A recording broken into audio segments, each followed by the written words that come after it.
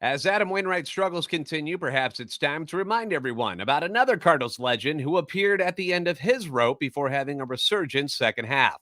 It's about to get emotional on Locked On Cardinals. You are Locked On Cardinals, your daily St. Louis Cardinals podcast, part of the Locked On Podcast Network, your team every day.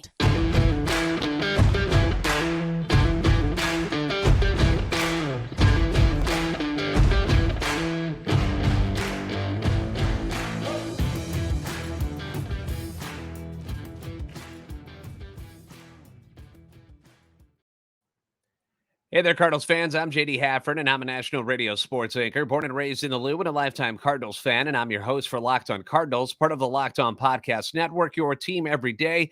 Follow me on Twitter at JD Sports Radio and the podcast at LO_Cardinals. Want to thank those of you who make Locked On Cardinals your first listen every day. You can subscribe on iTunes, Spotify, Google Podcasts. We're free and available wherever you get your podcasts, and on YouTube. Be sure to like, subscribe, and comment. That way you're interacting with us. Hit the notification button so you know when the new episodes are posted. This is a show serving Cardinal Nation and giving the best fans in baseball all of the info about the birds on the bat. Last year did not end the way that the Cardinals were hoping it would end. Lose to the Phillies in the wild card round, and eerily kind of the way that they have lost a lot of games this year. You know, they blow a lead late in game one and lose. Inconsistent offense in game two, goodbye Cardinals. But it wasn't just the end of a season last year. It was also the end of an era, because at the time, the assumption was that Albert Pujols, Yadier Molina, and Adam Wainwright were all going to retire at the end of the season. Three of the greatest Cardinals in the history of this franchise. Even had that memorable moment in the final regular season home game on October 2nd where they all walked off the field together. You've seen that picture all over the place. The only bummer about that moment was that the Cardinals were losing at the time. They were losing 6-5, and Wainwright hadn't pitched all that well. So the photos have the trio walking off, but their heads are all kind of, down like this. If you're on YouTube, you can see me. I'm just like, just kind of hanging there. Nobody's really all that excited about it. It should have been a more boisterous moment, right? In our minds, we pictured them all walking off together and they're high-fiving and happy and tipping the crowd and everything's going great. But they were losing at the time, and they don't like losing. But it was still a very cool moment, okay? People aren't going to argue with you that it wasn't a cool moment. We knew that Yadi and Albert were done. They had said it repeatedly. This is it. We're retiring. We're done. We weren't 100% sure about Waino. And when it was announced that he was coming back, I was a little bit torn, because having them three ride off into the sunset together was kind of perfect, right? It was kind of perfect. The three amigos doing their thing, but at the same time, knowing Adam's competitive juices and not having a great end to the season and being close to 200 career wins. You had the WBC and Team USA that I assumed he wanted to be a part of at that point. And not to mention, the Cardinals were willing to pay him $17.5 million. So I understood why Adam Wainwright would come back for one last run. I was also optimistic about his return, considering that 5 of the 6 months that he pitched in 2022, he was pretty darn good. And I'll throw out the stats again in case you missed them. But Adam Wainwright, from the beginning of the season through the end of August, had a 9-9 record. His ERA was at 3.09. Opponents were hitting .241 against him. He had 130 strikeouts and 163 innings. You're going to take those numbers all day, every day from somebody who's supposed to be part of the back end of your rotation. And the team was 15-11 in the games that he started. So they had a winning record. But then the calendar flipped to September. You go to September and things just go south. And like real south. The deep south, as it says. And what is that? Nicky something, whatever, that Adam Sandler movie where he's like the devil's son or whatever, the deep south. Anyway, in 6 starts, he goes 2-3 in September, ERA 7.22. Looks familiar, doesn't it? Opponents are hitting .358 against him. He strikes out 13, but he walks 11 in 28 2/3 innings pitched. Team goes 2-4 in the games that he starts. And we heard a couple of different reasons why this was happening. We heard dead arm, that it was something he'd just have to work through. Then the season ends, and we find out that it wasn't really dead arm. It was more of a mechanics issue. And Adam vows to get it fixed and apologizes for an ugly end of the season for him and says he's gonna get it right.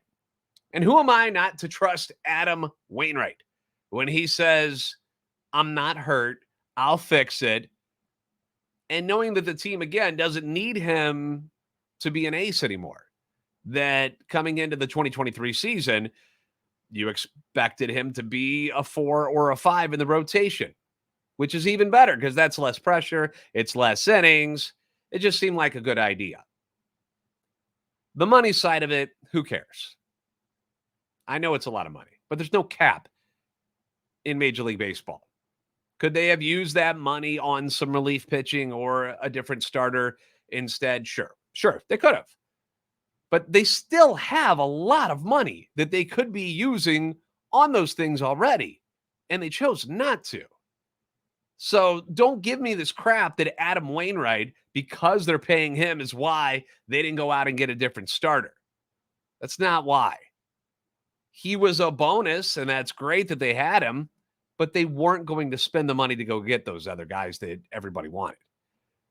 The Cardinals aren't broke. The money thing is a silly thing to complain about. It really is. I get it when you complain about it in the NFL and in the NHL when there's a cap. You've only got so much money you can spend, and you have to divvy it up properly, because if you give too much to somebody who underperforms, it screws the whole thing up. I get that. It's not the way in Major League Baseball. They can spend whatever the heck they want. The Cardinals choose not to. But coming into the season, you hear about how good he felt in the spring. Goes to the WBC. He pitches pretty well there. 2 games, 8 innings, 2 runs, 10 hits, ERA 2.25. Okay, Waino's back, right? Waino's back. One final season to enjoy this guy that we've loved so long, who's been a pillar of consistency for this franchise since 2006. Let's go. We're excited about it. And then the weightlifting injury happens at the WBC. Not even when he's pitching. You know, he gets hurt in the weight room. Doesn't make his first start for the Cardinals until May 6th. And has never looked right all season. Has never looked right. Could be a few different issues, right? Is it not having Yachty around? That's been brought up over and over and over again for a lot of the reasons why this team isn't winning games. Because Yachty's not here. It has more of an effect on probably Adam Wainwright than it does the rest of the team. But that could be an issue, right? Pitching coach Mike Maddox, not around anymore. Does that throw him off mentally a little bit? Somebody he liked, somebody he trusted. He admitted in spring training he didn't really know Dusty Blake. Didn't know much about him, but had heard good things. Is it the idea that this is the end? That this was going to be his last season? Is that something mentally that has gone on with him? We talked about spin rates and arm extension and all that stuff after his last start in London. So it's a bunch of nerdy stuff. So if you want to go back and watch that episode to get all of that information, you can do that. Because those are some reasons why he isn't pitching well either. But most people seem to have just decided that, you know what the problem is? Adam is just cooked. He's just done. He's not any good anymore. Get him out of here. And when you look at the numbers, I can see why you think that, especially after how bad the last 2 games have been, okay? I mean, he lasted just 4 2/3 innings in the last 2 starts combined. 13 runs, 17 hits, 2 of those home runs, 4 of those doubles. ERA of 25.07. Opponents are hitting .586 against him in those 2 starts. He's getting lit up like a Christmas tree, right? Outrageous numbers. They sound made up. That's like Little League numbers that happens to some kid or a position player who comes in to throw, like Alec Burleson. You know, like that's those kind of numbers. That is not Adam Wainwright numbers. So I just am like, there's got to be something else going on here other than just physically that's bothering this man. And then I think to myself, how after being so good for 5 months last year and then looking pretty good at the WBC this year, has Adam's skills diminished so much and so fast that he's virtually unrecognizable on the mound? It just doesn't add up to me. And then I'd start thinking about last season again. And there was a guy by the name of Albert Pujols who was on the team last year. You might have heard of him. Gets to go to the All-Star game as a legacy member, right? Didn't deserve to be there. Got to compete in the home run derby. Super cool, right? But do you guys remember what Albert's numbers look like at the All-Star break last year? If not, let me refresh for you. Albert Pujols was hitting .215 with 6 home runs and 20 RBIs at the All-Star break last year. Terrible numbers. Granted, he looked like he was in better shape than he had been with the Dodgers and the Angels the previous year, which was great. You saw that in spring training when he came back and signed. You're like, hey, he slimmed down a little bit, took care of himself. But people were whispering whether or not having him on this team was worth it considering the production they were getting. It was something to appease the fans and make them feel good, a publicity stunt.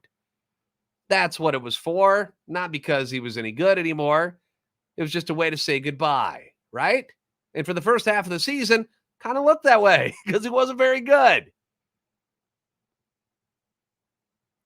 And people are talking about Adam Wainwright the same way they talked about Albert Pujols last year. Whether or not Adam Wainwright should keep playing and should be starting in this rotation still. Albert admitted that he considered quitting last year, that he was going to quit and retire mid-season because of how bad he was performing. Does that sound familiar? Like Adam Wainwright is beside himself right now, has no idea why things are as bad as they are, and he hates it. All-Star break comes around last year, though, for Albert, has that fun appearance in the Derby that I mentioned, and then seemingly finds the fountain of youth in the second half of the season, where he takes off, hits .323, 18 home runs, 48 RBIs over the final 56 games that he plays in. Insane numbers. Makes that charge for 700 home runs, has that milestone that he wants to get to. He's got to drive to get to that spot. Pulls it off. These situations sound very familiar to me. I would think they would to you as well. One big difference between last season and this season is the Cardinals stink this year. They're not winning. At least Albert was part of a winning team and a winning culture last year, which can help elevate a person's play. It just does. It's part of it.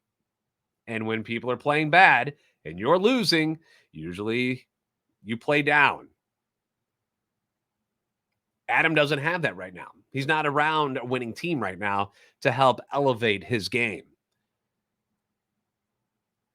I mean, the team is in the toilet, right? I mean, they're just kind of floating there right now in that toilet like a turd waiting to be flushed. We don't know what's going to happen with the season yet. And maybe that's for the better for Adam Wainwright's situation, because if this team was in the playoff hunt and in a close race in the division, the question of whether or not to remove him from the rotation might actually be easier. But because they're so bad right now and in such a hole, why not let Adam Wainwright, remember who you're talking about here, Adam Wainwright, try to pull himself out of this spot that he's in the way Albert did last year. To hear that he felt the need to deactivate his Twitter account after that London game due to things that people were saying to him online is disgusting. To see him fighting back tears Thursday night after he got pulled, to see him on the bench there, seemingly fighting back tears, breaks my heart. To see the anguish in his face during the post-game interviews, telling the story about how he said to Ali, hey, just don't give up on me. To hear him apologizing to the fan base, dude, you don't owe us any apology. You don't owe us anything. This man has given everything he has to the St. Louis Cardinals organization, to this franchise, to its fans. He's had Tommy John surgery, came back. He ruptured his Achilles, came back. This man has given us memories to last a lifetime. Some of the best moments in Cardinals history have happened because of Adam Wainwright. And you're telling me after 10 starts, at age 41, about to be 42, on a terrible Cardinals team, that there are people out there who call themselves fans who just want to pull the plug on Adam Wainwright. Now, the argument that the team clearly isn't trying to win if they let him keep pitching is ridiculous. Who do you want in there instead of him? Not many people are any better than what Adam's doing anyway. Steven Matz, you're going to put him back out there. Jake Woodford, is that who you want out there? Does nothing that Adam Wainwright has done over the years matter anymore? Is he not one of the winningest pitchers in Cardinals history? Has he not proven to you over the years that he's better than this and can bounce back from adversity? I, for one, am not giving up on Adam Wainwright. The guy has earned our love. He has earned our respect, and he deserves your full support during the toughest season he's ever had in his career. And if you give him a chance, he might just surprise everyone the same way that Albert Pujols did last season. I have faith in you, Adam Wainwright, and I think a lot of people do. So if I have some advice for Adam, listen to those people more than the negative people. I know it's easier said than done, but there are plenty of us out here who support you. The people who were giving him a standing ovation after the game, after he just got shelled by the Astros and still wanted to show their respect to Adam, God bless you. Those are the kind of Cardinals fans I like to hang around. The Cardinals have the Yankees in town this weekend. We're going to talk about that series next, plus another win for Nolan Arenado. This is Locked On Cardinals. We're creeping up on the All-Star break, and before we get there, I think it's about time that you take your first swing at betting MLB on FanDuel, because right now, you get 10 times your first bet amount in bonus bets up to $200. That's right. Just bet $20 and you'll land $200 in bonus bets. Win or lose. Win or lose. That's $200 that you can spend betting on everything from the money line, the over-under, to who you think is going to hit the first home run. Who do you think it's going to be tonight against the Yankees? It doesn't have to be a Cardinal. It could be a Yankee. Choose one of them. I've seen multiple fans of Locked On Cardinals tweeting me their betting wins during the season. And it's for different bets. You know, somebody the other day nailed the Brendan Donovan home run on Wednesday. Sent a picture of it to me. It was like, hey, paid off.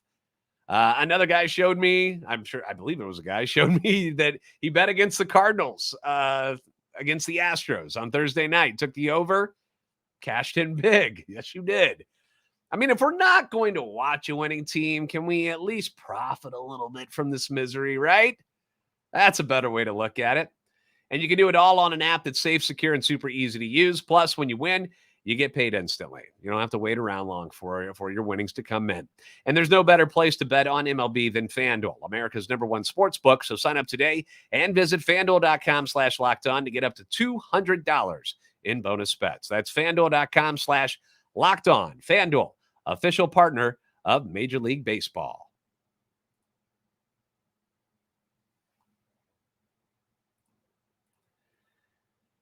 The Cardinals are at home this weekend to face the New York Yankees, and you can catch every pitch of the Cardinals' hometown broadcast with SiriusXM on the SXM app. Just search Cardinals.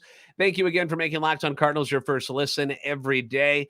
With the Yankees in town this weekend, going to be some excitement at Busch Stadium. As bad as the Cardinals have been, the Yankees just have that aura, man. They just come in. Doesn't matter what town you watch them in. I've seen them at multiple different ballparks when they're not playing the Cardinals, and it's the same vibe every time. It's just powerful, and there's something exciting about the New York Yankees being around and being in town. They don't have Aaron Judge, and that stinks for the fans who wanted to see him play, because he's something spectacular to watch out there. Looks like he's 7'8". It's crazy. but he's out with the toe issue still, so we don't get Aaron Judge this weekend. They don't have Carlos Rodon, still hasn't pitched for them since signing that mega deal in the offseason. And yes, people always want me to admit when I'm wrong. I wanted the Cardinals to sign Carlos Rodon. I thought he was going to be a great fit, and I admit that so far, that deal would have been a huge mistake, okay? Although they did get good news that Rodon is or should be joining them soon after his next rehab start, if everything goes well. But they do have plenty of other familiar faces. You might recognize former Cardinal favorite Harrison Bader out there in center field. Had to cut his hair off when he went to New York, which he still looks goofy that way, but is what it is. Giancarlo Stanton didn't want to be a Cardinal, wanted to be a Yankee. He'll be in town. Former Cub Anthony Rizzo. You got Josh Donaldson, who's had a number of good years with the Blue Jays and the A's. DJ LeMahieu, you saw him a lot when he was with the Rockies. You know, guys that we really know that can hit the heck out of the ball. Even without Judge in that lineup, it's not going to be an easy one to maneuver through. They've won 6 of their last 10, including the perfect game that was thrown by Domingo Germán on Wednesday night against the Oakland A's. So some people are giving him grief saying, well, it was kind of against the AAA team, so does it really count? But whatever, perfect game. That's really tough to do, right? They'll have Luis Severino on the bump tonight, who appeared to be one of the top up-and-coming arms in Major League Baseball. And then the injuries started to take their toll. He's dealt with those for a number of years. Only appeared in 7 games so far this season. He's got a 1-2 record, ERA at 5.25. He'll be opposed by Cardinals rookie left-hander Matthew Liberatore. Saturday afternoon, they've got one of the best around on the mound. That's going to be a tough one. Garrett Cole will be going up against Jack Flaherty. Cole is 8-1, 2.78 ERA, and he can be as dominant as any pitcher in the league when he's on. I expect a lot of strikeouts on Saturday for the Cardinals lineup because that's what Garrett Cole does. He's very, very good, and it just seems like anytime there's a possibility of a lot of strikeouts for a pitcher against the Cardinals, that it usually takes place this season. So I don't know what the strikeout under-over is going to be, but I would bet the over unless it's something silly. And then on Sunday afternoon, at the time of this recording, the Yankees have not yet named their starting pitcher, but the Cardinals will have former Yankee Jordan Montgomery on the hill, and he'll be looking to continue his brilliance from the month of June and see if that can carry over into the month of July. Not going to be an easy series. You're coming off a pretty disappointing series against the Astros where you were 6 outs away from taking 2 of 3, and then you end up losing 2 of 3. So a pretty big letdown there. So hopefully the excitement of the Yankees being in town, because it worked last year. It worked last year when the Yankees came and the Cardinals and the crowd and it just everybody elevated. And hopefully that happens again this weekend. They're able to at least take 2 of 3, if not try to get that sweep, obviously, because they got to get as many wins as they can. All-Star Game starters have been announced. We'll talk about them next on Locked On Cardinals.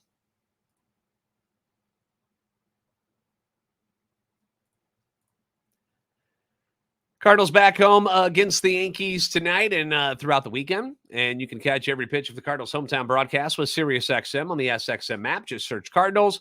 Congratulations to Nolan Arenado, who, despite having what some people are calling a down year, which is still silly to me. Sure, defensively, not exactly where we always see Nolan Arenado, but the batting numbers are pretty close to where they were last year when he was an MVP finalist. But he got announced as the starting third baseman for the NL All-Star team. That'll take place in Seattle on July 11th. It's his 8th All-Star game, 5th start at third in the last 6 games, and he's been named an All-Star in all 3 seasons that he's been with the Cardinals. He did leave Wednesday's game with that lower back tightness, which forced him to just DH on Thursday. So that might be something to monitor in case he decides that maybe the back needs a little more rest and he can't play in the All-Star game. Although that doesn't sound like a very Nolan Arenado thing to do, to skip out on the All-Star game, but it could happen. It could happen, I guess. And that would be a bummer because you like seeing your team and your players represented at the All-Star game. I would imagine a couple more Cardinals might make it. I would think Paul Goldschmidt would be a nice alternate to be on the team this year. Maybe Nolan Gorman. Maybe he sneaks on there as an alternate. I don't know if anybody in the bullpen. I guess Jordan Hicks has been really good lately, but overall the numbers aren't spectacular. So could see a couple of the other Cardinal members going there to Seattle, but Arenado is in for sure. The NL team has Nolan at third, Orlando Arcia from the Braves at short. Second base, it's Luis Ariz from the Marlins. First base, Freddie Freeman from the Dodgers. At catcher, Sean Murphy from the Braves. In the outfield, Ronald Acuna Jr., also from the Braves. NL leading vote getter, by the way, Acuna Jr. having a heck of a year. Mookie Betts from LA. Rookie Corbin Carroll from the Diamondbacks ends up getting voted on. And your DH will be JD Martinez from LA. NL All-Stars will take on basically the Rangers and a couple of other guys who snuck on the team because the Rangers are well represented in the starting lineup here. Jonah Heim from the Rangers is catching. First base, Yandy Diaz from the Rays. Second base, Marcus Semien from the Rangers. Shortstop, Corey Seager from the Rangers. Third base, it's rookie Josh Young from the Rangers. In the outfield, you got Mike Trout from the Angels, Aaron Judge from the Yankees, although he's hurt, and former Cardinal Randy Arozarena gets voted in for the Rays. And if Judge doesn't play, former Cardinal Adolis Garcia from the Rangers, go figure, was a runner-up in the outfield. So you could see two former Cardinals in the outfield starting for the American League All-Star team this year. Isn't that a kick in the beanbag? You've also got another runner-up is Jordan Alvarez from the Astros. He's hurt as well. And then there's Kevin Kiermaier from the Blue Jays. So Adolis might get that starting nod, man. That would be that'd be cool for him because, you know, the road to get to where he is has not been an easy one. A lot of people doubted him, and he's persevered. So you got to be happy for him. The DH is the baseball god himself, Shohei Ohtani. He was the AL leading vote getter, and the rest of the teams will be announced on Sunday. As far as the home run derby goes, we did get confirmation that Mookie Betts, Vladimir Guerrero Jr., and Julio Rodriguez will be participating. They're saying that Shohei Ohtani will not appear in the home run derby. That has not been confirmed yet by anybody, but that is what a lot of people have said online, that probably not going to happen. I would like to see Juan Soto, the winner from last year, defend his title. I feel like the champ should always come back and have to participate unless he's hurt. Pete Alonso, another guy. He's won it twice. That would make things interesting. What about Matt Olson from the Braves? 26 bombs this year. Adolis Garcia, why not? Put him in there. Jorge Soler, Luis Robert. I want to see these guys in the home run derby. I like the home run derby. I enjoy it. We'll wait and see who else is going to be a part of it. Thanks for making Locked On Cardinals your first listen every day. Be sure to catch every pitch of the Cardinals' hometown broadcast for tonight's game against the Yankees and throughout the weekend with SiriusXM on the SXM app. Just search Cardinals. If you haven't already, please give us a follow on Twitter at @LO_Cardinals and at JD Sports Radio. Like and subscribe on YouTube to help our channel and love for the Cardinals grow. You guys are the best fans in baseball for a reason, and I'll see you next time on Locked On Cardinals. Have a great weekend.